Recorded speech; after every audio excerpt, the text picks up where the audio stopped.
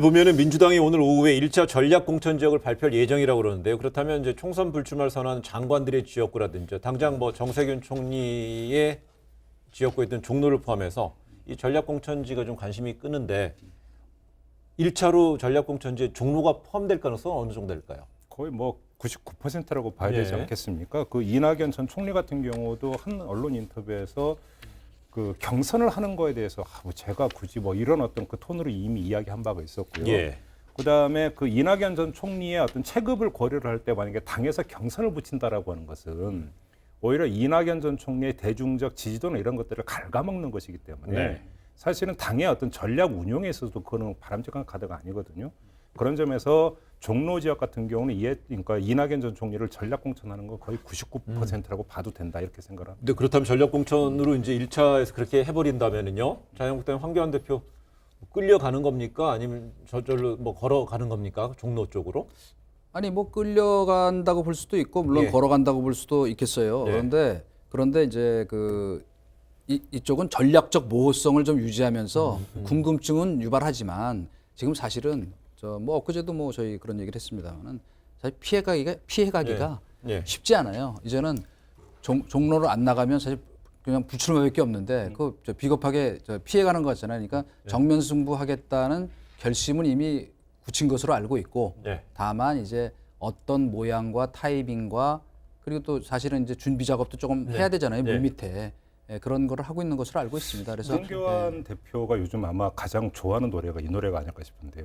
이 트롯 중에 서른도 씨가 부른 나침반이라는 노래가 있는데 혹시 예. 아세요? 한번 불러봐 주시면 아니 뭐 제가 노래 박수. 종로로 갈까요? 영등포로 갈까요? 아, 예. 뭐그 가사 기억나시죠? 알고 있습니다. 아마 노래방 간다면 그 노래를 가장 애창하지 않을까 싶은 예. 생각이 좀 드는데 그럼 이것만 좀 말씀을 드리고 싶어요. 뭐냐면 많은 사람들이 황교안 대표가 종로에 출마해서 빅매치가 성사되느냐 안 되느냐에 관심을 쏟는 이유가 뭐냐면 이것이 갖는 의미가 어마어마하게 크기 때문인데 두 가지 의미가 있다고요. 하나는 자 지금 여론조사에서 이미 돌리기 시작을 했어요. 이번 총선의 성격을 뭐라고 보느냐, 정권 심판론이라고 보느냐, 야당 심판론이라고 보느냐. 예.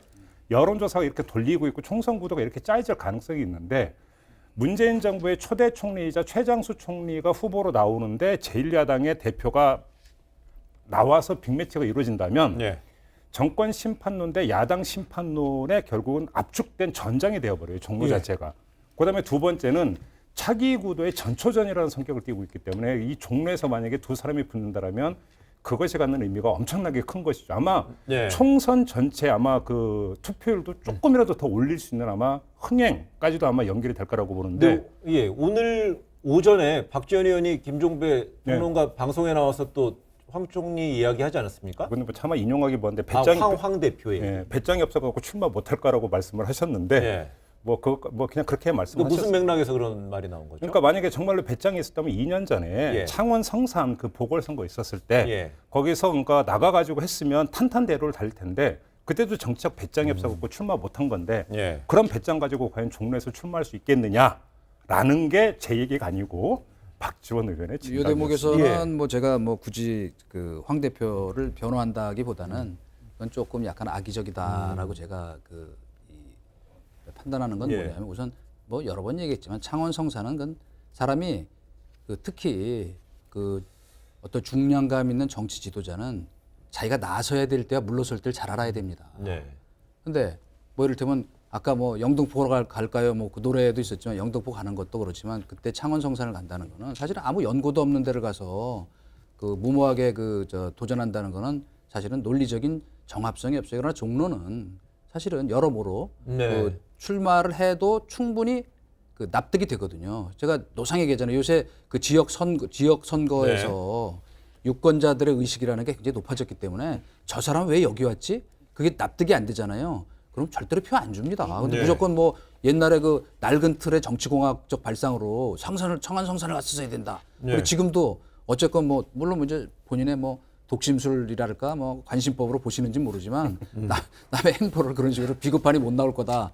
그러나 저는 이렇게 읽습니다. 우리 흔히 얘기하는 격장지계란 말이 있잖아요. 남을 충동해서 삼국지에 많이 나오죠. 예. 결국 나오게 만들어 제 빈매치를 질문이 하겠다. 그거였는데. 격장지계로 보이죠. 아무튼 예. 나올 때가 천미의 관심사고 좀 나왔으면 좋겠어요. 알겠습니다. 저도 나올 그걸 겁니다. 질문하려고 했는데 미리 답변을 해서 이제 저희가 시간 2분 확보한 것 같고요.